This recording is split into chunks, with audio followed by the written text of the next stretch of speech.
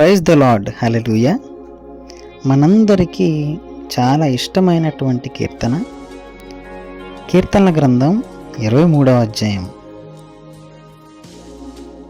యెహోవా నా కాపరి, నాకు లేమి కలుగదు. పచ్చిక గల చోట్లను ఆయన నన్ను పరుండజేయుచున్నాడు. శాంతికరమైన జలముల యొద్ద నన్ను నడిపించుచున్నాడు. నా ప్రాణమునకు ఆయన సేద తీర్చుచున్నాడు.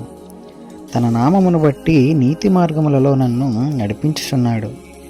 గాఢాంధకారపు లోయలో నేను సంచరించినను ఏ అపాయమునకు భయపడను. నీవు నాకు తోడైయుందువు.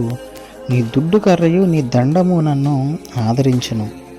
నా శత్రువుల ఎదుట నీవు నాకు భోజనమును సిద్ధపరచుదువు. నూనెతో నా తల అంటియున్నావు. నా గిన్నె నిండి పొర్లుచున్నది. నేను బ్రతుకు దినములన్నీ కృపాక్షేమములే నా వెంట వచ్చును. చిరకాలము యెహోవా మందిరంలో నేను నివాసము చేసేదను. ఆమేన్. ఈ యొక్క 23వ అధ్యాయంలో ఆయన మనకు కాపరిగా ఉన్నప్పుడు మనకు ఎటువంటి లేమి కూడా కలగదు.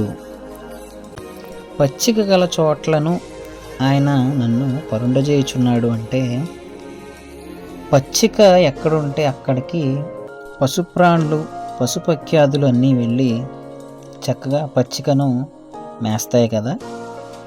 అలా చక్కగా పచ్చదనంతో కూడినటువంటి చోటను నిన్ను పరుండజేస్తాడు అని, శాంతికరమైనటువంటి జలముల యొద్ద నడిపిస్తాడని, మన ప్రాణమునకు ఆయన సేద తీరుస్తాడని, ఆయన మనకు తోడుంటే, ఆయన మనకు కాపరిగా ఉంటే గాఢాంధకారపు లోయలో మనం సంచరించినా కూడా ఎటువంటి అపాయము మనకు కలుగదు.